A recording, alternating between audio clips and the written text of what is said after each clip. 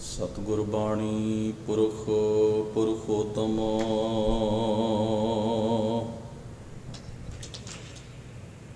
ਬਾਣੀ ਸਿਉ ਚਿਤ ਲਾਵੈ ਗੋ। ਗੁਰ ਬਾਣੀ ਸੁਨਤ ਮੇਰਾ ਮਨ ਦਰਵਿਆ, ਮਨ ਭੀਨਾ ਨਿਜ ਘਰ ਆਵੈ ਗੋ।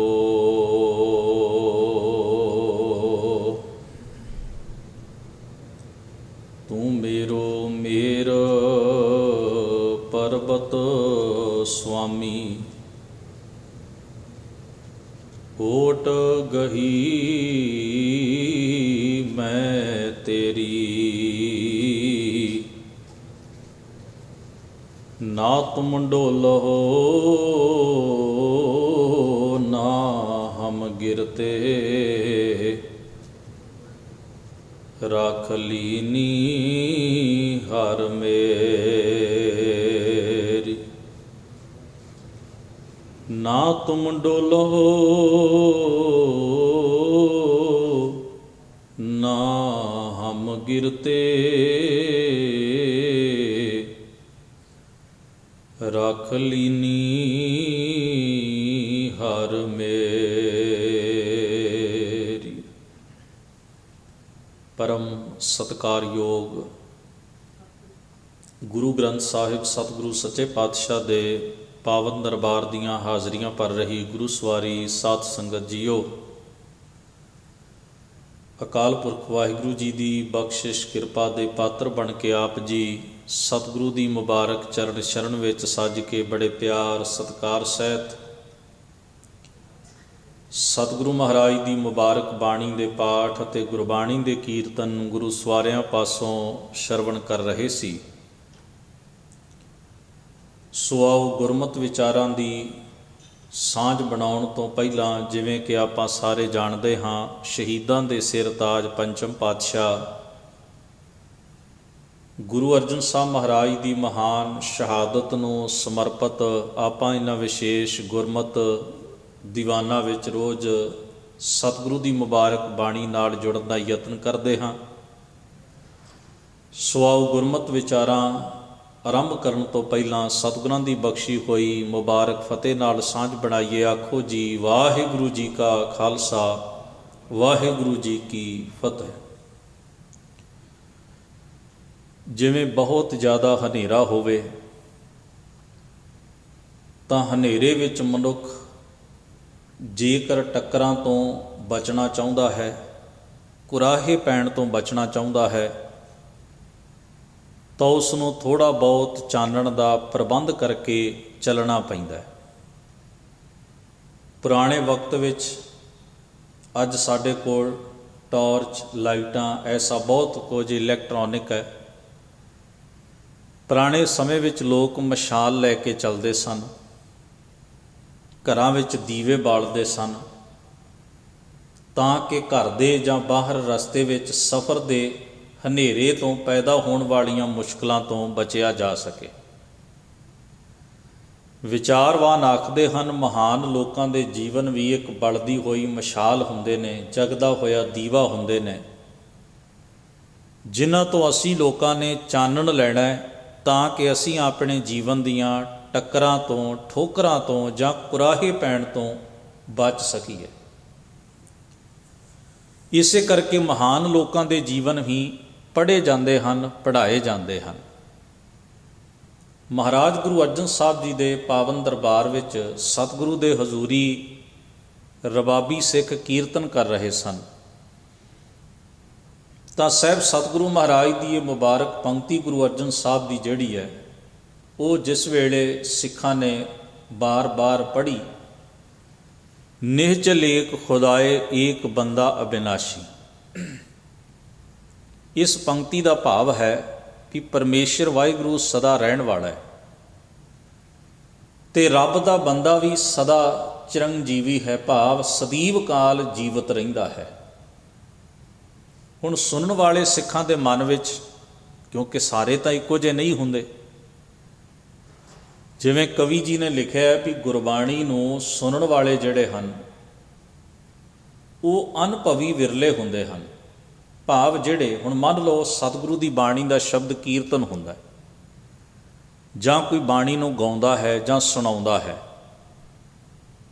ਤਾਂ ਉੱਥੇ ਉਹਨਾਂ ਨੇ ਲਿਖਿਆ ਵੀ 5 ਪ੍ਰਕਾਰ ਦੇ ਸਰੋਤੇ ਜਿਹੜੇ ਹਨ, ਸੁਣਨ ਵਾਲੇ ਜਿਹੜੇ ਹਨ, ਉਹ ਸੰਗਤ ਵਿੱਚ ਹੁੰਦੇ ਨੇ। ਰਾਗ ਰਾਗਨੀ ਸਮਝ ਹੈ ਏਕਾ, ਦੂਜੈ ਸੁਰ ਸਿਉ ਲਖੈ ਵਿਵੇਕਾ, ਤੀਜੋ ਤਾਲ ਸਿਉ ਹਿਤ ਦੇ, ਚਤੁਰਥ ਬਾਦਤ ਤੇ ਰਸ ਲੈ।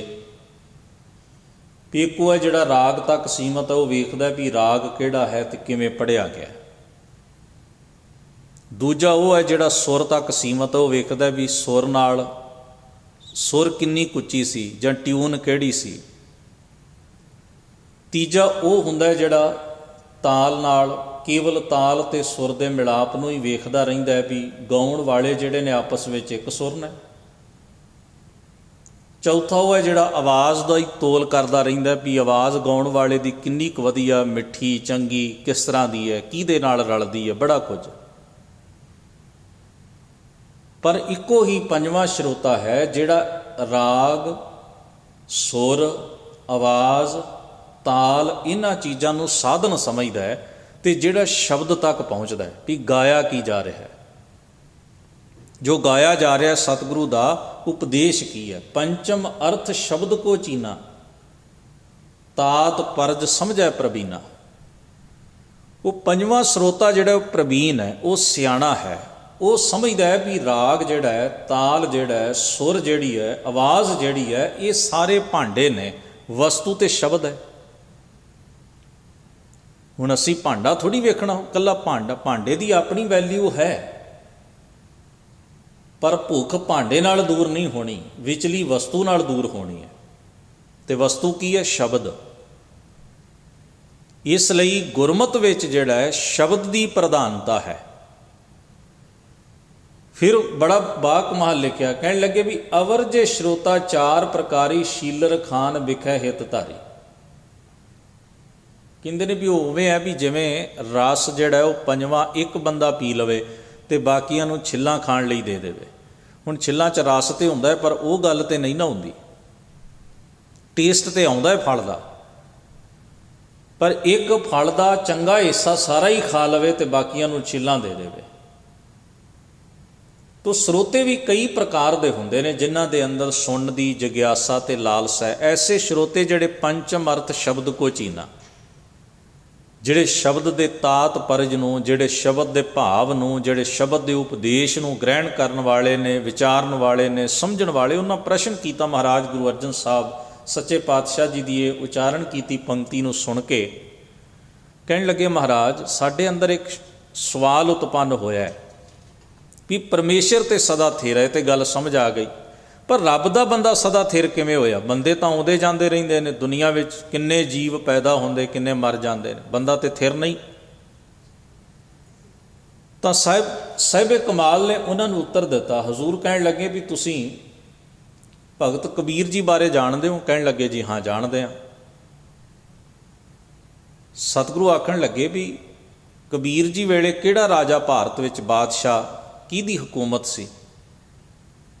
ਸਾਰੇ ਹੁਣ ਇਹ ਜਨਰਲ ਨੌਲੇਜ ਦਾ ਸਵਾਲ, ਆਮ ਜਾਣਕਾਰੀ ਦਾ, ਕਿਸੇ ਨੂੰ ਪਤਾ ਹੋਵੇ ਨਾ ਹੋਵੇ ਇਹਦੇ ਨਾਲ ਕੋਈ ਬਹੁਤਾ ਜ਼ਿੰਦਗੀ ਨੂੰ ਫਰਕ ਨਹੀਂ ਪੈਂਦਾ, ਕਿਉਂਕਿ ਬੀਤੇ ਦੀਆਂ ਗੱਲਾਂ ਹਨ। ਉਹ ਇੱਕ ਦੂਜੇ ਨੂੰ ਪੁੱਛਦੇ ਨੇ ਵੀ ਫਲਾਣੇ ਨੂੰ ਪੁੱਛੋ, ਉਹਨੂੰ ਥੋੜ੍ਹਾ ਜ਼ਿਆਦਾ ਪਤਾ ਹੁੰਦਾ। ਕੋਈ ਸੰਤੁਸ਼ਟੀਜਨਕ ਉੱਤਰ ਨਾ ਮਿਲਿਆ। ਮਹਾਰਾਜ ਪਾਤਸ਼ਾਹ ਜੀ ਕਹਿਣ ਲੱਗੇ ਵੀ ਕੀ ਕਾਰਨ ਹੈ, ਤੁਸੀਂ ਇੱਕ ਗਰੀਬ ਜਿਹੇ ਘਰ ਵਿੱਚ ਪੈਦਾ ਹੋਏ, ਖੱਡੀ ਚਲਾਉਣ ਵਾਲੇ, ਮਸੀਂ ਗੁਜ਼ਾਰਾ ਕਰਨ ਵਾਲੇ ਕਬੀਰ ਸਾਹਿਬ ਨੂੰ ਤੇ ਜਾਣਦੇ ਹੋ, ਪਰ ਉਸੇ ਵਕਤ ਕੋਈ ਬਾਦਸ਼ਾਹ ਹੋ ਗੁਜ਼ਰਿਆ ਇਸ ਮੁਲਕ ਵਿੱਚ, ਉਹਨੂੰ ਤੁਸੀਂ ਨਹੀਂ ਜਾਣਦੇ, ਜਿਹਦਾ ਫੌਜਾਂ ਸਨ, ਕਿਲੇ ਸਨ, ਜਿਹਦੇ ਨਾਂ ਦਾ ਸਿੱਕਾ ਚੱਲਿਆ, ਜਿਹਨੂੰ ਲੋਕ ਸਲਾਮਾਂ ਕਰਦੇ ਸਨ, ਜਿਹੜਾ ਤਖਤ 'ਤੇ ਬੈਠਿਆ, ਪਰਜਾ ਜਿਹਦਾ ਕਾਨੂੰਨ ਮੰਨਦੀ ਰਹੀ, ਉਸ ਬੰਦੇ ਨੂੰ ਤੁਸੀਂ ਕੋਈ ਵੀ ਨਹੀਂ ਜਾਣਦੇ, ਅਮੀਰ ਬੰਦੇ ਨੂੰ। ਤਾਂ ਸੰਗਤ ਵਿੱਚੋਂ ਕਿਸੇ ਕਿਹਾ, ਮਹਾਰਾਜ ਰਾਜੇ ਬਹੁਤ ਆਏ ਤੇ ਬਹੁਤ ਗਏ, ਇੱਕ ਰਾਜੇ ਤੋਂ ਬਾਅਦ ਕੋਈ ਦੂਜਾ ਤਖਤ 'ਤੇ ਬੈਠਦਾ, ਉਹਦਾ ਕਾਨੂੰਨ ਚੱਲ ਪੈਂਦਾ ਹੈ, ਨਵੀਆਂ ਸਰਕਾਰਾਂ ਬਣਦੀਆਂ ਨੇ, ਨਵੇਂ ਰਾਜ ਬਣਦੇ ਨੇ, ਨਵੀਆਂ ਹੱਦਾਂ ਕਿਸੇ ਦੀਆਂ ਘਟ ਜਾਂਦੀਆਂ ਨੇ, ਕਿਸੇ ਰਾਜ ਦੀਆਂ ਕਿਸੇ ਦੀਆਂ ਵੱਧ ਜਾਂਦੀਆਂ, ਤਾਂ ਚੱਲਦਾ ਰਹਿੰਦਾ ਦੁਨੀਆ 'ਚ। ਕਿੰਨੇ ਕੁ ਰਾਜਿਆਂ ਦੇ ਨਾਮ ਕੋਈ ਯਾਦ ਰੱਖੇ। ਬਹੁਤਿਆਂ ਨੂੰ ਤਾਂ ਆਪਣੇ ਸਮਕਾਲੀ ਹੋਣ ਵਾਲੇ ਰਾਜੇ ਦਾ ਵੀ ਨਾਂ ਚੇਤੇ ਨਹੀਂ ਹੁੰਦਾ। ਉਹਨਾਂ ਨੂੰ ਇਹ ਨਹੀਂ ਪਤਾ ਹੁੰਦਾ ਵੀ ਸਾਡਾ ਡਿਫੈਂਸ ਮਿਨਿਸਟਰ ਕੌਣ ਹੈ,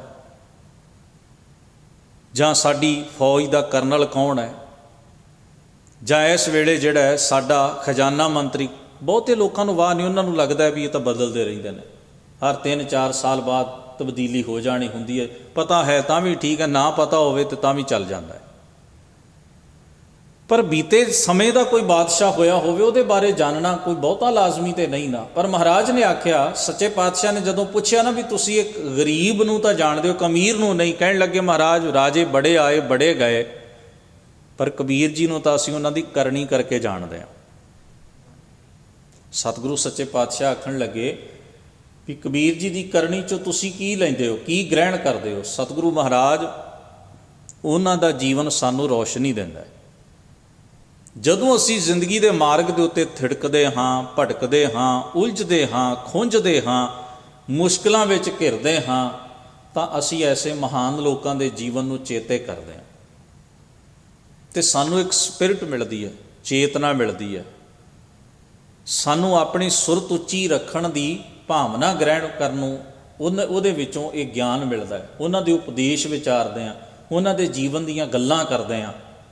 ਬਾਣੀ ਵਿੱਚ ਇੱਕ ਵਾਕ ਹੈ ਬਾਬਾ ਸ਼ੇਖ ਫਰੀਦ ਸਾਹਿਬ ਦਾ, ਕਹਿੰਦੇ ਕੁਝ ਲੋਕ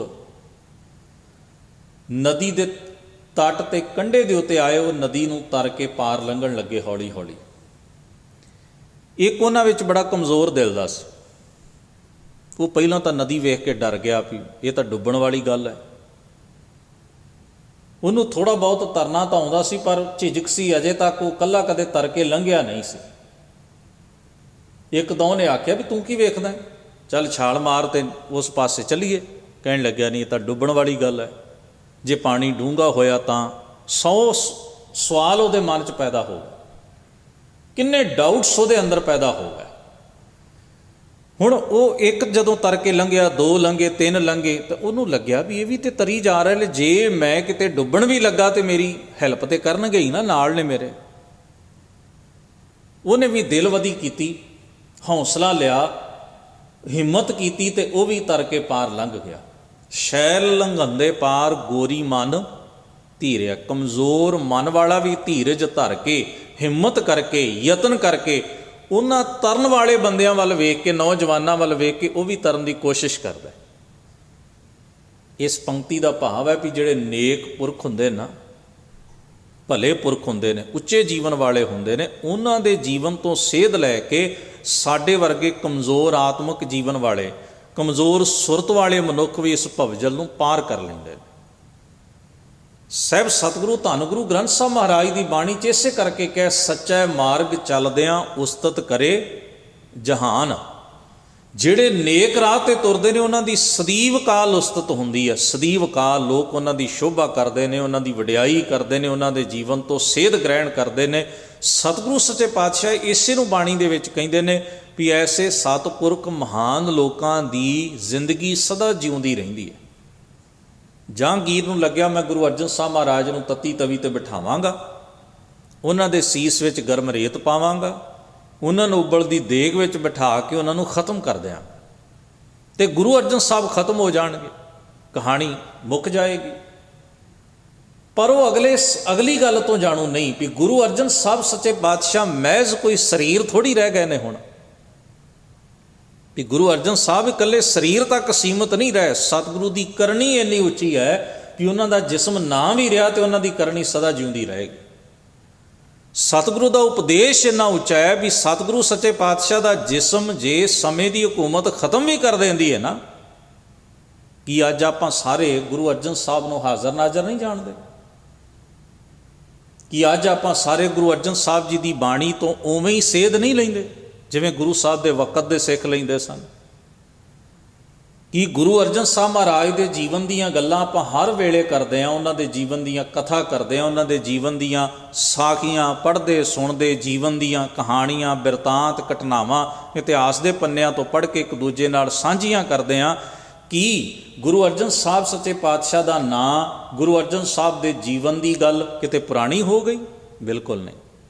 ਕਦੇ ਆਪਾਂ ਕਿਸੇ ਨੂੰ ਕਿਹਾ ਵੀ ਨਹੀਂ ਪਿਛਲੇ ਸਾਲ ਵੀ ਮਹਾਰਾਜ ਦੀ ਸ਼ਹੀਦੀ ਸੁਣੀ ਸੀ, ਕੀ ਲੋੜ ਹੈ? ਨਹੀਂ। ਹਰ ਵੇਲੇ ਗੁਰੂ ਅਰਜਨ ਸਾਹਿਬ ਦਾ ਜੀਵਨ ਨਵਾਂ ਨਕੋਰ ਹੈ, ਕਿਉਂਕਿ ਸਤਿਗੁਰੂ ਮਹਾਰਾਜ ਕੇਵਲ ਪੰਜਾਂ ਤੱਤਾਂ ਦੀ ਦੇਹੀ ਤੱਕ ਸੀਮਤ ਨਹੀਂ ਰਹੇ। ਸਤਿਗੁਰੂ ਗੁਰੂ ਅਰਜਨ ਸਾਹਿਬ ਮਹਾਰਾਜ ਇੱਕ ਆਦਰਸ਼ ਬਣ ਗਏ ਹਨ ਸੰਸਾਰ ਵਾਸਤੇ। ਉਹਨਾਂ ਦਾ ਜੀਵਨ ਇੰਨਾ ਉਚੇਰਾ ਹੋ ਗਿਆ ਵੀ ਪੰਜਾਂ ਤੱਤਾਂ ਦੀ ਦੇਹੀ ਤੱਕ ਵੀ ਸੀਮਤ ਨਹੀਂ ਰਿਹਾ।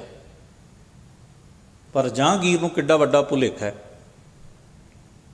ਉਹ ਇਸ ਭਰਮ ਵਿੱਚ ਜੀ ਰਿਹਾ ਵੀ ਮੇਰੇ ਕੋਲ ਤਾਕਤ ਹੈ ਤੇ ਮੈਂ ਆਪਣੀ ਤਾਕਤ ਨਾਲ ਜ਼ੁਲਮ ਕਰਕੇ ਤਸੀਹੇ ਦੇ ਕੇ ਗੁਰੂ ਅਰਜਨ ਸਾਹਿਬ ਮਹਾਰਾਜ ਨੂੰ ਖਤਮ ਕਰ ਦੇਣਾ। ਨਹੀਂ, ਅੱਜ ਜਹਾਂਗੀਰ ਨੂੰ ਭਾਵੇਂ ਕੋਈ ਨਹੀਂ ਚੇਤੇ ਕਰਦਾ, ਪਰ ਗੁਰੂ ਅਰਜਨ ਸਾਹਿਬ ਮਹਾਰਾਜ ਨੂੰ ਚੇਤੇ ਕਰਨ ਵਾਲਿਆਂ ਦੀਆਂ ਭੀੜਾਂ ਹਨ।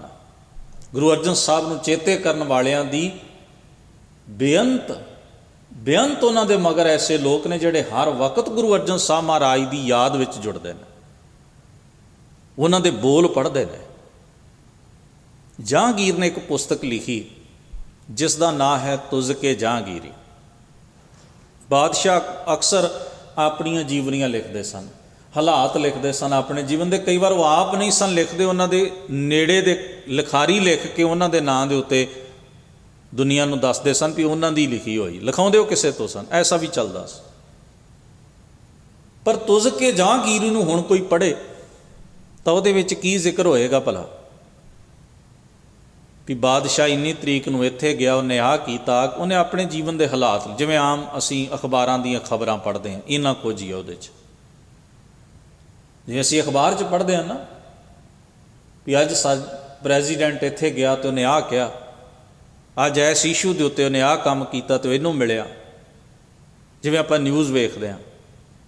ਬਸ ਇਹੀ ਤੁਜ਼ ਕੇ ਜਹਾਂਗੀਰੀ ਹੈ। ਜਹਾਂਗੀਰ ਦਾ ਆਪਣੇ ਜੀਵਨ ਸੰਬੰਧੀ ਲਿਖਿਆ ਹੋਇਆ ਇੰਨਾ ਕੁਝ ਹੀ, ਮੈਂ ਇੱਥੇ ਗਿਆ ਅਤੇ ਆਹ ਕੀਤਾ, ਮੈਂ ਫਲਾਣੇ ਨੂੰ ਮਿਲਿਆ ਅਤੇ ਆਹ ਫੈਸਲਾ ਦਿੱਤਾ, ਆਹ ਘਟਨਾ ਮੈਂ ਵਾਪਰਦੀ ਵੇਖੀ ਅਤੇ ਮੈਂ ਆਪਣੇ ਜੀਵਨ 'ਚ ਆਹ ਗੱਲ ਕਹੀ, ਬਸ ਇੰਨਾ ਕੁਝ ਹੈ। ਹੁਣ ਜੇ ਕੋਈ ਆਖੇ ਵੀ ਤੁਜ਼ ਕੇ ਜਹਾਂਗੀਰੀ ਨੂੰ ਪੜ੍ਹ ਕੇ, ਚੇਤੇ ਰੱਖਿਓ, ਜਹਾਂਗੀਰ ਦੀ ਜੀਵਨੀ ਨੂੰ ਪੜ੍ਹ ਕੇ ਮੈਂ ਆਪਣੇ ਜੀਵਨ ਦੀਆਂ ਮੁਸ਼ਕਲਾਂ ਤੋਂ ਮੁਕਤ ਹੋ ਜਾਵਾਂਗਾ, ਤੇ ਐਸਾ ਨਹੀਂ ਹੋਣਾ। ਕੋਈ ਆਖੇ ਵੀ ਤੁਜ਼ ਕੇ ਜਹਾਂਗੀਰੀ ਨੂੰ ਪੜ੍ਹ ਕੇ ਮੇਰੇ ਮਨ ਅੰਦਰ ਦੇ ਭੈੜੇ ਖਿਆਲ ਜਿਹੜੇ ਨੇ ਮੈਂ ਉਹਨਾਂ ਨੂੰ ਕਾਬੂ ਕਰਨ ਦੀ ਜੁਗਤ ਸਿੱਖ ਲਵਾਂਗਾ, ਮੇਰਾ ਮਨ ਦੁਖੀ ਪਰੇਸ਼ਾਨ ਹੁੰਦਾ, ਮੈਨੂੰ ਸ਼ਾਂਤੀ ਆ ਜਾਏ ਉਹਨੂੰ ਪੜ੍ਹ, ਐਸਾ ਤਾਂ ਨਹੀਂ ਨਾ ਹੋਣਾ। ਪਰ ਗੁਰੂ ਅਰਜਨ ਸਾਹਿਬ ਮਹਾਰਾਜ ਦੀ ਲਿਖਤ ਬਾਣੀ ਨੂੰ ਅਸੀਂ ਹਰ ਵੇਲੇ ਪੜ੍ਹਦੇ ਹਾਂ, ਕਿਉਂਕਿ ਗੁਰਬਾਣੀ ਜਿਹੜੀ ਹੈ, ਸਤਿਗੁਰੂ ਦਾ ਉਪਦੇਸ਼ ਜਿਹੜਾ ਹੈ, ਉਹ ਕੋਈ ਲੇਖ ਨਹੀਂ, ਉਹ ਕੋਈ ਖਬਰਾਂ ਨਹੀਂ ਹਨ। ਗੁਰਬਾਣੀ ਜਿਹੜੀ ਹੈ ਉਹ ਸਾਡੇ ਜੀਵਨ ਨੂੰ ਆਨੰਦ ਦੇਣ ਦਾ ਇੱਕ ਸਾਧਨ ਹੈ। ਗੁਰਬਾਣੀ ਨੂੰ ਆਤਮਕ ਆਨੰਦ ਦੇ ਤਲ ਤੱਕ ਲਿਜਾਣ ਦਾ ਸਤਿਗੁਰੂ ਪਾਤਸ਼ਾਹ ਨੇ ਰਸਤਾ ਬਿਆਨ ਕੀਤਾ, ਮਾਰਗ ਦੱਸਿਆ ਬਾਣੀ ਵਿੱਚ। ਤਾਂ ਜਿਸ ਵੇਲੇ ਸਾਡਾ ਮਨ ਉਦਾਸ ਹੁੰਦਾ, ਅਸੀਂ ਕਈ ਵਾਰ ਕਹਿੰਦੇ ਮਹਾਰਾਜ ਦੀ ਬਾਣੀ ਪੜ੍ਹੋ। ਜੀਵਨ ਦੀਆਂ ਉਲਝਣਾਂ ਵਿੱਚ ਘਿਰੇ ਹੋਏ ਅਸੀਂ ਆਖਦੇ ਹਾਂ ਸਤਿਗੁਰੂ ਦੀ ਬਾਣੀ ਤੋਂ ਸੇਧ ਲਵੋ। ਜੀਵਨ ਗਲਤ ਦਿਸ਼ਾ ਵਿੱਚ ਜਾ ਰਿਹਾ, ਥਿੜਕ ਰਹੇ ਹਾਂ, ਉਲਝ ਰਹੇ ਹਾਂ, ਖੱਪ ਰਹੇ ਹਾਂ, ਭਟਕ ਰਹੇ ਹਾਂ, ਸਤਿਗੁਰੂ ਦੀ ਬਾਣੀ ਦਾ ਲੜ ਫੜੋ। ਕਿੰਨੀ ਮਹੱਤਤਾ ਹੈ। ਗੁਰੂ ਅਰਜਨ ਸਾਹਿਬ ਮਹਾਰਾਜ ਦੀ ਰਸਨਾ ਤੋਂ ਨਿਕਲੇ ਹੋਏ ਇੱਕ ਬੋਲ ਦੀ ਕਿੰਨੀ ਵੱਡੀ ਕੀਮਤ ਹੈ, ਕਿੰਨੀ ਵੱਡੀ ਕਦਰ ਹੈ। ਔਰ ਇਹ ਵੀ ਸਮਝਣ ਦੀ ਗੱਲ ਹੈ ਵੀ ਸਤਿਗੁਰੂ ਮਹਾਰਾਜ ਦੀ ਬਾਣੀ ਦੇ ਬੋਲ ਮਹਿਜ਼ ਕੋਈ ਕਵਿਤਾ ਨਹੀਂ ਵੀ ਸ਼ਬਦ ਇਕੱਠੇ ਕਰਕੇ ਸਤਿਗੁਰੂ ਨੇ ਕੋਈ ਕਵਿਤਾ ਲਿਖ ਦਿੱਤੀ, ਨਹੀਂ, ਇਹ ਉਹਨਾਂ ਦਾ ਅਨੁਭਵ ਹੈ। ਜਿਹਾ ਡਿਠਾ ਮੈਂ ਤੇਹੋ ਕਹਿਆ, ਤਿਸ ਰਸ ਆਇਆ ਜਿਨ ਭੇਦ ਲਹਿਆ। ਇੱਕ ਵਿਚਾਰਵਾਨ ਨੇ ਕਿਹਾ ਸੀ, ਕਹਿਣ ਲੱਗਿਆ ਵੀ ਲੋਕ ਆਪਣੀ ਆਪਣੀ ਹਰ ਇੱਕ ਦੀ ਥਿੰਕਿੰਗ ਹੁੰਦੀ ਹੈ, ਖਿਆਲ ਹੁੰਦੇ ਨੇ। ਉਹ ਕਹਿੰਦਾ ਵੀ ਜੇ ਗੁਰੂ ਨਾਨਕ ਮਹਾਰਾਜ ਸੱਚੇ ਪਾਤਸ਼ਾਹ ਦੇ ਵੇਲੇ ਜਿੰਨਾ ਸਫ਼ਰ ਗੁਰੂ ਨਾਨਕ ਸਾਹਿਬ ਨੇ ਕੀਤਾ ਹੈ, ਅਤੇ ਥਾਂ ਪੁਰ ਥਾਂ ਉਹਨਾਂ ਨੇ ਵੱਡੇ ਵੱਡੇ ਵਿਦਵਾਨਾਂ ਨਾਲ ਵੀ ਵਿਚਾਰ ਕੀਤੇ ਨੇ, ਵੱਡੇ ਵੱਡੇ ਆਲਮ ਲੋਕਾਂ ਨਾਲ ਗੱਲਾਂ ਬਾਤਾਂ ਕੀਤੀਆਂ, ਸੰਵਾਦ ਕੀਤੇ ਨੇ, ਕਿੱਥੇ ਸਿੱਧ ਜੋਗੀ ਪੀਰ ਫਕੀਰ ਵਗੈਰਾ, ਪਤਾ ਨਹੀਂ ਕਿੰਨਿਆਂ ਕੁ ਨੂੰ ਮਿਲੇ ਮਹਾਰਾਜ। ਦੁਨੀਆ ਦੇ ਵੱਡੇ ਵੱਡੇ ਮਜ਼ਹਬਾਂ ਦੇ ਧਰਮਾਂ ਦੇ ਧਰਮ ਕੇਂਦਰਾਂ 'ਤੇ ਜਾ ਕੇ ਉਹਨਾਂ ਦੇ ਆਗੂਆਂ ਨਾਲ ਵੀ ਗੁਰੂ ਨਾਨਕ ਸਾਹਿਬ ਮਹਾਰਾਜ ਕਿੰਨੀ ਲੰਬੀ ਚੌੜੀ ਗੱਲਬਾਤ, ਵਿਚਾਰ ਚਰਚਾ ਅਤੇ ਸੰਵਾਦ ਕਰਦੇ ਰਹੇ। ਯਾਨੀ ਕਿ ਹਰ ਤਰ੍ਹਾਂ ਦੇ ਮਨੁੱਖਾਂ ਨਾਲ ਗੁਰੂ ਨਾਨਕ ਸਾਹਿਬ ਮਹਾਰਾਜ ਵਿਚਰਦੇ ਰਹੇ। ਸਤਿਗੁਰੂ ਗੁਰੂ ਨਾਨਕ ਮਹਾਰਾਜ ਪਾਤਸ਼ਾਹ ਦੇ ਕੋਲ ਜੇ ਸਾਧਨ ਹੁੰਦੇ, ਉਹਦਾ ਕਹਿਣਾ ਸੀ ਵੀ ਜੇ ਗੁਰੂ ਨਾਨਕ ਮਹਾਰਾਜ ਦੇ ਕੋਲ ਸਾਧਨ ਹੁੰਦੇ ਤੇ ਸਤਿਗੁਰੂ ਬੜੇ ਵਿਦਵਾਨਾਂ ਦੀਆਂ, ਸਤਿਗੁਰੂ ਸੱਚੇ ਪਾਤਸ਼ਾਹ ਬੜੇ ਆਲਮ ਲੋਕਾਂ ਦੀਆਂ ਗੱਲਾਂ ਇਕੱਠੀਆਂ ਕਰਕੇ ਲੈ ਆਉਂਦੇ, ਪਰ ਸਾਧਨ ਨਹੀਂ ਸਨ। ਉਦੋਂ ਲਿਖਤੀ ਮਟੀਰੀਅਲ ਵੀ ਘੱਟ ਹੁੰਦਾ ਸੀ। ਪਰ ਮੈਨੂੰ ਇਹ ਗੱਲ ਬੜੀ ਅਟਪਟੀ ਲੱਗੀ, ਬੜੀ ਅਜੀਬ ਜਿਹੀ ਲੱਗੀ ਵੀ ਗੁਰੂ ਨਾਨਕ ਮਹਾਰਾਜ ਕੋਈ ਕਿਤਾਬਾਂ ਇਕੱਠੀਆਂ ਕਰਨ ਥੋੜ੍ਹੀ ਗਏ ਸਨ ਵੀ ਜਿੱਥੇ ਵਿਦਵਾਨ ਵੇਖਿਆ ਉਹਦੀ ਕਾਪੀ ਕਰ ਲਈ ਤੇ ਲੈ, ਜੇ ਉਹ ਲੈ ਵੀ ਆਉਂਦੇ ਤਾਂ ਉਹਦੇ 'ਚੋਂ ਅਸੀਂ ਕੀ ਕੱਢਣਾ ਸੀ। ਅੱਜ ਵੀ ਤਾਂ ਅਵੇਲੇਬਲ ਹੈ ਹੀ ਨਾ ਸਾਰਾ ਕੁਝ, ਲਾਇਬ੍ਰੇਰੀਆਂ ਭਰੀਆਂ ਪਈਆਂ ਨੇ, ਤੁਸੀਂ ਜਾ ਕੇ ਪੜ੍ਹ ਸਕਦੇ ਹੋ। ਪੁਰਾਣੀਆਂ ਪੁਸਤਕਾਂ ਤੁਹਾਨੂੰ ਅੱਜ ਬੜੀਆਂ ਸੌਖੇ ਢੰਗ ਨਾਲ, ਸਾਧਨ ਕਿੰਨੇ ਅੱਗੇ ਆ ਗਏ, ਦੁਨੀਆ ਦੇ ਕਿਸੇ ਕੋਨੇ 'ਚ ਵੀ ਤੁਸੀਂ ਆਪਣੇ ਯਤਨ ਕਰਕੇ ਮੰਗਵਾ ਸਕਦੇ ਹੋ। ਜੇ ਅਸੀਂ ਭਾਰਤ ਵਿੱਚ ਹੀ ਵੇਖੀਏ, ਕਾਂਸ਼ੀ ਵਿੱਚ ਮਹਾਰਾਜ ਗਏ, ਕਾਂਸ਼ੀ ਵਿੱਚ ਬੜੇ ਵੱਡੇ ਵਿਦਵਾਨ ਸਨ, ਪੰਡਤ, ਜਿਨ੍ਹਾਂ ਨੇ ਵੇਦ ਸ਼ਾਸਤਰ, ਸਿਮਰਤੀਆਂ, ਪੁਰਾਣਾ ਤੇ ਭਾਸ਼ ਲਿਖੇ। ਬਹੁਤ ਡੂੰਘੀ ਖੋਜ ਪੜਤਾਲ ਉਹਨਾਂ ਨੇ ਆਪਣੇ ਜਿਹੜੇ ਟੌਪਿਕ ਸਨ ਉਹਦੇ ਉੱਤੇ ਕੀਤੀ ਤੇ ਕਿਤਾਬਾਂ ਲਿਖੀਆਂ ਉਹਨਾਂ ਸਮਿਆਂ ਵਿੱਚ। ਅੱਜ ਲੋਕ ਪੜ੍ਹਦੇ ਨੇ, ਪਰ ਗੁਰੂ ਸਾਹਿਬ ਮਹਾਰਾਜ ਕਿਸੇ ਪੰਡਤ ਦਾ ਇੱਕ ਅੱਖਰ ਵੀ ਲਿਖ ਕੇ ਨਾ ਲਿਆਏ, ਜ਼ਿਕਰ ਤੱਕ ਵੀ ਨਾ ਕੀਤਾ ਆਪਣੀ ਬਾਣੀ 'ਚ ਵੀ ਮੈਂ ਕਾਂਸ਼ੀ 'ਚ ਆ ਪੰਡਤ ਵੇਖਿਆ, ਬੜਾ ਵਿਦਵਾਨ ਸੀ। ਮਹਾਰਾਜ ਬਾਣੀ ਕਿਹਦੀ ਲਿਆਏ? ਕਬੀਰ ਜੀ ਦੀ। ਸਤਿਗੁਰੂ ਸ਼ਬਦ ਕਿਹਦਾ ਲਿਆਏ? ਭਗਤ ਰਵਿਦਾਸ ਜੀ ਦਾ। ਬਾਣੀ ਕਿਸ ਦੀ ਲਿਆਏ? ਸਤਿਗੁਰੂ ਮਹਾਰਾਜ। ਮਹਾਰਾਸ਼ਟਰਾ ਵਿੱਚ ਜਾਂਦੇ ਨੇ ਸਤਿਗੁਰੂ ਮਹਾਰਾਜ, ਉੱਥੋਂ ਭਗਤ ਨਾਮਦੇਵ ਦੀ ਬਾਣੀ ਲਿਆਏ। ਪਤਾ ਕਿਉਂ? ਹਰ ਵਿਦਵਾਨ ਆਪਣੇ ਦਿਮਾਗ ਦੇ ਜ਼ੋਰ ਨਾਲ ਕੁਝ ਲਿਖਦਾ ਹੈ, ਖੋਜ ਕਰਦਾ ਹੈ, ਪੜ੍ਹਦਾ ਹੈ, ਸੁਣਦਾ ਹੈ, ਵਿਚਾਰਦਾ ਅਤੇ ਉਹਨੂੰ ਲਿਖਦਾ ਹੈ। ਕੋਈ ਜ਼ਰੂਰੀ ਨਹੀਂ ਵਿਦਵਾਨ ਜੋ ਲਿਖ ਰਿਹਾ ਉਹਨੇ ਆਪਣੇ ਜੀਵਨ 'ਚ ਜੀ ਕੇ ਵੀ ਵੇਖਿਆ ਹੋਵੇ। ਉਹ ਤਾਂ ਪੜ੍ਹਦਾ ਹੈ, ਦਿਮਾਗੀ ਖੋਜ ਹੈ, ਜ਼ਿਹਨੀ ਖੋਜ ਹੈ, ਉਹ ਆਪਣੀ ਖੋਜ ਦੱਸ ਦਿੰਦਾ। ਪਰ ਉਹਨੇ ਉਸ ਚੀਜ਼ ਨੂੰ ਜ਼ਰੂਰੀ ਥੋੜ੍ਹਾ ਵੀ ਜ਼ਿੰਦਗੀ 'ਚ ਹੰਢਾ ਕੇ ਵੀ ਵੇਖਿਆ ਹੋਏ। ਬੜੇ ਲੋਕ ਸਵੈ ਜੀਵਨੀਆਂ ਲਿਖਦੇ ਨੇ, ਆਪਣੀਆਂ ਆਟੋਬਾਇਓਗ੍ਰਾਫੀ ਲਿਖਦੇ ਨੇ, ਜਾਂ ਕੋਈ ਕਿਸੇ ਦੀ ਬਾਇਓਗ੍ਰਾਫੀ ਲਿਖਦਾ। ਪਰ ਕੋਈ ਜ਼ਰੂਰੀ ਥੋੜ੍ਹਾ ਮੈਂ ਤੁਹਾਡੇ ਜੀਵਨ ਬਾਰੇ ਲਿਖਾਂ ਤੇ ਤੁਸੀਂ ਜੋ ਜੀਵਨ 'ਚ ਮਹਿਸੂਸ ਕੀਤਾ, ਜ਼ਰੂਰੀ ਥੋੜ੍ਹਾ ਮੈਂ ਤੁਹਾਡੇ ਬਾਰੇ ਲਿਖਣ ਲੱਗਿਆ ਉਹਨੂੰ ਕਲਮਬੰਦ ਉਵੇਂ ਹੀ ਕਰਦੇ ਹਾਂ। ਐਸਾ ਥੋੜ੍ਹੀ ਹੁੰਦਾ। ਤੁਹਾਡੀ ਫੀਲਿੰਗ ਹੋਰ ਹੈ, ਮੈਂ ਲਿਖਣ ਵਾਲਾ ਹੋਰ ਹਾਂ। ਪਰ ਗੁਰੂ ਸਾਹਿਬ ਦੀ ਜਾਂ ਭਗਤਾਂ ਦੀ ਬਾਣੀ ਦੀ ਮਹੱਤਤਾ ਕੀ ਹੈ ਵੀ ਗੁਰੂ ਸਾਹਿਬ ਨੇ ਜੋ ਜੀਵਿਆ ਹੈ ਨਾ, ਜਿਹਾ ਡਿੱਠਾ ਮੈਂ ਤੇਹੋ ਕਹਿਆ। ਜਿਹੜੀ ਬਾਣੀ ਹੈ, ਬਾਣੀ ਉਹਨਾਂ ਨੇ ਜੀਵੀ ਹੋਈ ਹੈ, ਇਹ ਉਹਨਾਂ ਦਾ ਆਪਣਾ ਅਨੁਭਵ ਹੈ। ਉਹਨਾਂ ਕੋਈ ਫਿਜ਼ੀਕਲੀ, ਕਿਤੇ ਗੁਰੂ ਗ੍ਰੰਥ ਸਾਹਿਬ 'ਚ ਜ਼ਿਕਰ ਆਇਆ, ਕਬੀਰ ਜੀ ਨੇ ਆਪਣੀ ਬਾਣੀ ਜ਼ਿਕਰ ਕੀਤਾ ਵੀ ਮੇਰੇ ਇੰਨੇ ਪੁੱਤਰ ਨੇ, ਇੰਨੀਆਂ ਧੀਆਂ ਨੇ, ਮੇਰੇ ਇੱਥੇ ਰਿਸ਼ਤੇ ਨਾਤੇ ਨੇ, ਮੈਂ ਇੱਥੇ ਗਿਆ, ਮੈਂ ਉੱਥੇ ਕੋਈ ਜ਼ਿਕਰ ਨਹੀਂ। ਕਿਸੇ ਵੀ ਗੁਰੂ ਸਾਹਿਬ ਦਾ ਜ਼ਿਕਰ ਨਹੀਂ, ਕਿਸੇ ਭਗਤ ਦਾ ਜ਼ਿਕਰ ਨਹੀਂ, ਭੱਟ ਦਾ ਜ਼ਿਕਰ ਨਹੀਂ, ਗੁਰਸਿੱਖ ਦਾ ਜ਼ਿਕਰ, ਕਿਸੇ ਦੇ ਰਿਸ਼ਤੇ ਨਾਤਿਆਂ ਦੀ ਕਹਾਣੀ ਗੁਰੂ ਗ੍ਰੰਥ ਸਾਹਿਬ 'ਚ ਨਹੀਂ ਲਿਖੀ ਹੋਈ। ਸਤਿਗੁਰੂ ਪਾਤਸ਼ਾਹ ਨੇ ਕੀ ਕਿਹਾ? ਜੋ ਉਹਨਾਂ ਦਾ ਅਨੁਭਵ ਹੈ, ਜੋ ਉਹਨਾਂ ਦਾ ਜੀਵਨ ਹੈ, ਜੀਵਨ ਦਾ ਨਿਚੋੜ ਤਜਰਬਾ ਜਿਹੜਾ ਹੈ ਉਹਨਾਂ ਨੇ ਸ਼ਬਦਾਂ ਰਾਹੀਂ ਪ੍ਰਗਟ ਕੀਤਾ। ਉਹ ਕਹਿੰਦੇ ਇਹ ਤਾਂ ਤੁਸੀਂ ਲੱਭ ਹੀ ਲਓਗੇ ਵੀ ਮੇਰੇ ਮਾਂ-ਬਾਪ ਕੌਣ ਨੇ, ਮੇਰੇ ਭੈਣ ਭਾਈ ਕੌਣ ਨੇ, ਮੈਂ ਆਪਣੇ ਜੀਵਨ 'ਚ ਕੀ ਕੀਤਾ। ਇਹ ਤਾਂ ਤੁਸੀਂ ਪੜ੍ਹਦੇ ਲਿਖਦੇ ਰਹੋਗੇ, ਇਤਿਹਾਸ ਹੈ ਤਾਂ ਇਹ ਤੋਂ ਤੁਸੀਂ ਸੇਧ ਲੈਣੀ ਹੋਈ ਤਾਂ ਪੜ੍ਹ ਲਿਓ, ਇਹ ਤੁਸੀਂ ਖੋਜ ਲਓਗੇ। ਸਾਰੀ ਦੁਨੀਆ ਖੋਜਦੀ ਆ ਰਹੀ ਹੈ, ਲਿਖਦੀ ਆ ਰਹੀ ਹੈ, ਲਿਖਦੀ ਰਹੇਗੀ। ਪਰ ਮੇਰਾ ਮੰਤਵ ਕੀ? ਗੁਰੂ ਸਾਹਿਬ ਦਾ ਮੰਤਵ ਕੀ? ਗੁਰੂ ਸਾਹਿਬ ਦਾ ਏਮ ਕੀ ਹੈ? ਗੁਰੂ ਸਾਹਿਬ ਦਾ ਏਮ ਹੈ ਵੀ ਹਰ ਬੰਦਾ ਆਪਣੇ ਜੀਵਨ ਨੂੰ ਸਮਝੇ, ਜੀਵਨ ਦਾ ਆਨੰਦ ਲਵੇ, ਜੀਵਨ ਵਿੱਚ ਸੁੱਖ ਮਾਣੇ, ਮਨੁੱਖ ਬਣ ਕੇ ਜੀਵੇ। ਤੇ ਉਹਦੇ ਲਈ ਕੀ ਲੋੜ ਹੈ? ਉਹਦੇ ਲਈ ਲੋੜ ਹੈ ਆਤਮਿਕ ਚੇਤਨਾ ਦੀ, ਗਿਆਨ ਦੀ, ਇੱਕ ਅਵੇਅਰਨੈਸ ਦੀ। ਤੇ ਉਹ ਕਾਹਦੇ ਰਾਹੀਂ ਆ ਸਕਦੀ ਹੈ? ਉਹ ਜੀਵਨ ਦੀ ਗੱਲ ਕੀਤਿਆਂ ਹੀ ਆ ਸਕਦੀ ਹੈ। ਜਿਹੜੀਆਂ ਗੱਲਾਂ ਦੀ ਲੋੜ ਮਹਾਰਾਜ ਨੇ ਮਹਿਸੂਸ ਕੀਤੀ, ਉਹ ਬਾਣੀ ਵਿੱਚ ਉਹਨਾਂ ਨੇ ਕਹੀਆਂ, ਤੇ ਜਿਹੜੀਆਂ ਕਹੀਆਂ ਉਹਨਾਂ ਨੇ ਪਹਿਲਾਂ ਜੀ ਕੇ ਵੇਖੀਆਂ ਸਨ ਵੀ ਹਾਂ ਆਹ ਤਜਰਬਾ ਮੁਕੰਮਲ ਹੈ। ਉਹ ਕਹਿ ਦਿੱਤਾ ਵੀ ਆਹ ਤਜਰਬੇ ਦੀ ਗੱਲ ਹੈ, ਇਹ ਸੱਚ ਹੈ, ਇਹ ਕੀਤੀ ਜਾ ਸਕਦੀ ਹੈ। ਉਹ ਕਹੀ ਜਿਹੜੀ ਹੋ ਸਕਦੀ ਹੈ, ਪੋਸੀਬਲ ਹੈ, ਜਿਹੜੀ ਉਹ ਬਾਣੀ ਵਿੱਚ ਸਤਿਗੁਰੂ ਨੇ ਦੱਸੀ। ਕੋਈ ਐਸੀ ਬਾਤ ਨਹੀਂ ਕਹੀ ਜਿਹੜੀ ਹੰਢਾਈ ਨਾ ਜਾ ਸਕਦੀ ਹੋਵੇ, ਜੀਵੀ ਨਾ ਜਾ ਸਕਦੀ ਹੋਵੇ, ਜੀਵਨ 'ਚ ਕੰਮ ਨਾ ਆ ਸਕਦੀ ਹੋਵੇ। ਸਤਿਗੁਰੂ ਸੱਚੇ ਪਾਤਸ਼ਾਹ ਦਾ ਜੋ ਆਪਣਾ ਪੱਧਰ ਹੈ, ਜੋ ਜੀਵਨ ਢੰਗ ਹੈ, ਜੋ ਜੀਵਨ ਜੁਗਤੀ ਹੈ, ਮਹਾਰਾਜ ਨੇ ਉਹ ਸ਼ਬਦਾਂ ਦੇ ਰਾਹੀਂ ਬਿਆਨ ਕਰ। ਇਸੇ ਕਰਕੇ ਅਸੀਂ ਗੁਰੂ ਤੇ ਬਾਣੀ ਦੋ ਅੱਡ-ਅੱਡ ਸ਼ਬਦ ਨਹੀਂ ਵਰਤਦੇ। ਮਹਾਰਾਜ ਗੁਰੂ ਰਾਮਦਾਸ ਸਾਹਿਬ ਪਿਤਾ ਜੀ ਕੀ ਆਖਦੇ ਨੇ? ਬਾਣੀ ਗੁਰੂ ਹੈ, ਬਾਣੀ ਵਿੱਚ ਬਾਣੀ ਅੰਮ੍ਰਿਤ ਸਾਰੇ। ਵੀ ਗੁਰੂ ਬਾਣੀ ਵਿੱਚ ਹੈ ਤੇ ਬਾਣੀ ਵਿੱਚ ਹੀ ਗੁਰੂ ਹੈ। ਵੀ ਦੋਵੇਂ ਅੱਡ ਅੱਡ ਨਹੀਂ। ਭਾਈ ਗੁਰਦਾਸ ਜੀ ਨੇ ਤਾਂ ਬਾ ਕਮਾਲ ਸ਼ਬਦ ਵਰਤਿਆ। ਉਹ ਕਹਿੰਦੇ ਨੇ ਜਿਵੇਂ ਲੱਕੜੀ ਦੇ ਵਿੱਚ ਅੱਗ ਹੈ, ਲੋਹੇ ਦਾ ਢੇਰ ਲਾ ਕੇ ਕੋਈ ਅੱਗ ਛੁਆਏ ਤੇ ਲੋਹੇ ਨੂੰ ਅੱਗ ਨਹੀਂ ਲੱਗਦੀ, ਆਪਾਂ ਸਾਰੇ ਜਾਣਦੇ ਹਾਂ, ਕਿਉਂਕਿ ਉਹਦੇ 'ਚ ਅੱਗ ਦਾ ਤੱਤ ਮੌਜੂਦ ਨਹੀਂ। ਲੱਕੜਾਂ ਦਾ ਢੇਰ ਇਕੱਠਾ ਕਰਕੇ ਆਪਾਂ ਉਹਨੂੰ ਅੱਗ ਛੁਆਈਏ ਬਾਹਰੋਂ ਤੇ ਉਹ ਬਲਣ ਲੱਗ ਜਾਂਦੀਆਂ ਨੇ, ਸੜ ਕੇ ਸੁਆਹ ਹੋ ਜਾਣ, ਕਿਉਂਕਿ ਉਹਦੇ ਵਿੱਚ ਅੱਗ ਦੇ ਤੱਤ ਪਹਿਲਾਂ ਹੀ ਕਣ ਮੌਜੂਦ ਨੇ। ਭਾਈ ਸਾਹਿਬ ਲਿਖਦੇ ਨੇ ਵੀ ਜਿਵੇਂ ਲੱਕੜੀ ਦੇ ਵਿੱਚ ਅੱਗ ਹੈ ਤੇ ਅੱਗ ਦੇ ਵਿੱਚ ਸੁੱਟੀਆਂ ਲੱਕੜਾਂ ਸੜ ਬਲ ਕੇ ਸੁਆਹ ਹੋ ਜਾਂਦੀਆਂ ਨੇ। ਜਿਵੇਂ ਅੱਗ ਤੇ ਲੱਕੜੀ ਨੂੰ ਦੋ ਅੱਡ ਅੱਡ ਰੂਪਾਂ 'ਚ ਨਹੀਂ ਵੇਖਿਆ ਜਾ ਸਕਦਾ। ਅੰਦਰ ਦਾ ਅੱਗ ਬਾਹਰੋਂ ਅੱਗ ਛੁਹਾਉਣ ਦੇ ਨਾਲ ਬਲਣ ਲੱਗਦਾ ਤੇ ਉਹ ਮਟੀਰੀਅਲ, ਜਲਣਸ਼ੀਲ ਮਟੀਰੀਅਲ ਜਿਹੜਾ ਉਹ ਬਲਣ ਲੱਗ ਪੈਂਦਾ। ਜਿਵੇਂ ਚੰਦਨ ਤੇ ਚੰਦਨ ਦੀ ਲੱਕੜੀ ਦੇ ਵਿੱਚ ਸੁਗੰਧੀ ਜਿਹੜੀ ਹੈ ਉਹਨੂੰ ਅੱਡ ਅੱਡ ਕਰਕੇ ਨਹੀਂ ਵੇਖਿਆ ਜਾ ਸਕਦਾ। ਜਿਵੇਂ ਫਲ ਤੋਂ ਦਰਖਤ ਤੇ ਦਰਖਤ ਤੋਂ ਫਲ ਉਤਪੰਨ ਹੁੰਦਾ ਹੈ, ਦੋਵੇਂ ਚੀਜ਼ਾਂ ਇੱਕ ਪ੍ਰੋਸੈਸ ਵਿੱਚ ਆਪਸ ਵਿੱਚ ਜੁੜੀਆਂ ਹੁੰਦੀਆਂ ਨੇ।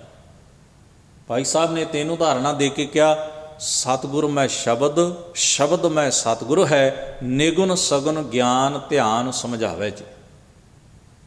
ਇਸੇ ਤਰ੍ਹਾਂ ਸਤਿਗੁਰੂ ਤੇ ਸ਼ਬਦ ਦੋ ਅਲੱਗ-ਅਲੱਗ ਚੀਜ਼ਾਂ ਨਹੀਂ ਹਨ, ਇੱਕ ਹੀ ਵਸਤੂ ਹੈ।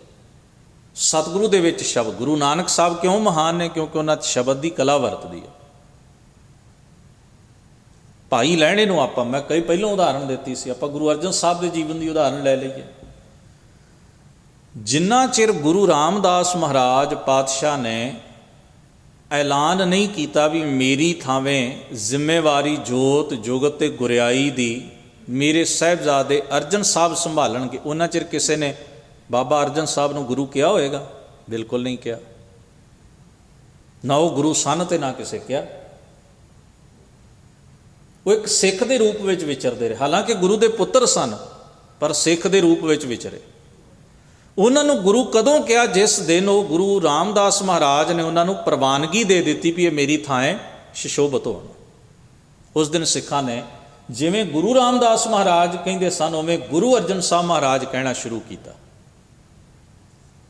ਹੁਣ ਜ਼ਰਾ ਦੇਖੋ, ਇਹਦਾ ਮਤਲਬ ਹੈ ਵੀ ਉਹਨਾਂ ਦੀ ਅਥੈਂਟਿਸਿਟੀ ਜਿਹੜੀ ਹੈ, ਉਹਨਾਂ ਦੀ ਪ੍ਰਮਾਣਿਕਤਾ ਜਿਹੜੀ ਹੈ, ਉਹ ਗੁਰੂ ਰਾਮਦਾਸ ਸਾਹਿਬ ਮਹਾਰਾਜ ਦੇ ਬਚਨਾਂ ਕਰਕੇ ਹੋਈ। ਗੁਰੂ ਨੇ ਕਹਿ ਦਿੱਤਾ ਵੀ ਇਹ ਪ੍ਰਮਾਣਿਕ ਨੇ ਤਾਂ ਲੋਕਾਂ ਮੰਨਿਆ, ਸੰਗਤ ਨੇ ਪ੍ਰਵਾਨ ਕੀਤਾ। ਪਰ ਕੀ ਕਲਾ ਵਰਤੀ? ਵੀ ਉਹ ਸਰੀਰ ਤੇ ਉਹੀ ਹੈ ਨਾ ਜਿਹੜਾ ਜਨਮ ਲਿਆ ਜਿਸ ਸਰੀਰ ਨੇ, ਤੇ ਗੁਰਿਆਈ ਦੇ ਸਮੇਂ ਤੱਕ ਸਰੀਰ ਤੇ ਉਹੀ ਸੀ ਨਾ, ਮਗਰੋਂ ਵੀ ਉਹੀ ਸੀ। ਪਰ ਪਹਿਲਾਂ ਉਹਨਾਂ ਨੂੰ ਗੁਰੂ ਕਿਉਂ ਨਹੀਂ ਕਿਹਾ? ਕਿਉਂਕਿ ਪਹਿਲਾਂ ਗੁਰੂ ਰਾਮਦਾਸ ਸਾਹਿਬ ਸੱਚੇ ਪਾਤਸ਼ਾਹ ਨੇ ਉਹਨਾਂ ਨੂੰ ਆਪਣੀ ਜਗ੍ਹਾ ਪ੍ਰਮਾਣਿਕ ਹੋਣ ਦਾ ਐਲਾਨ ਨਹੀਂ ਸੀ ਕੀਤਾ, ਇਸ ਕਰਕੇ। ਪਰ ਉਹ ਪ੍ਰਮਾਣਿਕ ਕਿਵੇਂ? ਗੁਰੂ ਰਾਮਦਾਸ ਮਹਾਰਾਜ ਸੱਚੇ ਪਾਤਸ਼ਾਹ ਦੀ ਦ੍ਰਿਸ਼ਟੀ ਵਿੱਚ ਉਹ ਪ੍ਰਮਾਣ ਕਿਵੇਂ ਚੜ੍ਹੇ? ਹੁਣ ਇਹ ਬੜਾ ਅਹਿਮ ਸਵਾਲ ਹੈ। ਜੇ ਇਹ ਸਮਝ ਵਿੱਚ ਆ ਜਾਏ ਤਾਂ ਸਾਰੀ ਕਹਾਣੀ ਸਾਡੇ ਸਾਹਮਣੇ ਪਿਕਚਰ ਸਾਫ਼ ਹੋ ਜਾਂਦੀ ਹੈ। ਉਹ ਹੋਈ ਸ਼ਬਦ ਦੀ ਕਮਾਈ ਨਾਲ। ਨਹੀਂ ਤਾਂ ਇਦੋਂ ਵੱਡੇ ਉਹਨਾਂ ਦੇ 2 ਹੋਰ ਵੀ ਪੁੱਤਰ ਸਨ, ਆਪਾਂ ਇਤਿਹਾਸ 'ਚ ਪੜ੍ਹਿਆ। ਬਾਬਾ ਪ੍ਰਿਥੀ ਚੰਦ ਸਨ, ਬਾਬਾ ਮਹਾਂਦੇਵ ਸਨ, ਗੁਰੂ ਰਾਮਦਾਸ ਸਾਹਿਬ ਦੇ ਵੱਡੇ 2 ਸਪੁੱਤਰ। ਪਰ ਕੇਵਲ ਤੇ ਕੇਵਲ ਗੁਰੂ ਅਰਜਨ ਸਾਹਿਬ ਮਹਾਰਾਜ ਸੱਚੇ ਪਾਤਸ਼ਾਹ ਨੂੰ ਹੀ ਉਹ ਮਾਣ ਕਿਉਂ ਹਾਸਲ ਹੋਇਆ? ਕਿਉਂਕਿ ਉਹਨਾਂ ਸ਼ਬਦ ਦੀ ਕਮਾਈ ਕੀਤੀ। ਗੁਰੂ ਰਾਮਦਾਸ ਮਹਾਰਾਜ ਨੇ ਵੇਖਿਆ ਉਹਨਾਂ ਦਾ ਜੀਵਨ ਉੱਚ ਪਾਏਦਾ ਹੈ, ਤਾਂ ਉਹਨਾਂ ਬਚਨ ਕੀਤੇ, ਐਲਾਨ ਕੀਤਾ ਵੀ ਇਹ ਮੈਂ ਪ੍ਰਮਾਣਿਕ ਕਰਦਾ ਹਾਂ ਵੀ ਇਹ ਅੱਜ ਤੋਂ ਬਾਅਦ ਮੇਰੀ ਥਾਂ ਜੋਤ ਔਰ ਜੁਗਤ ਦੇ ਵਾਰਸ ਤੇ ਮਾਲਕ ਹੋਣਗੇ।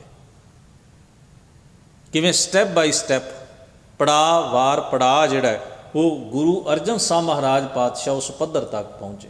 ਕਿਹੜੀ ਚੀਜ਼ ਨੇ ਮਹਾਨਤਾ ਬਣਾਈ ਉਹਨਾਂ ਦੇ ਜੀਵਨ ਦੀ? ਸ਼ਬਦ ਨੇ, ਉਪਦੇਸ਼ ਦੀ ਕਮਾਈ ਨੇ, ਉਹ ਕਲਾ ਜਿਹੜੀ ਉਹਨਾਂ ਦੀ ਜ਼ਿੰਦਗੀ 'ਚ ਵਰਤੀ, ਉਹਨੇ ਉਹਨਾਂ ਨੂੰ ਮਹਾਨ ਕਰ ਦਿੱਤਾ।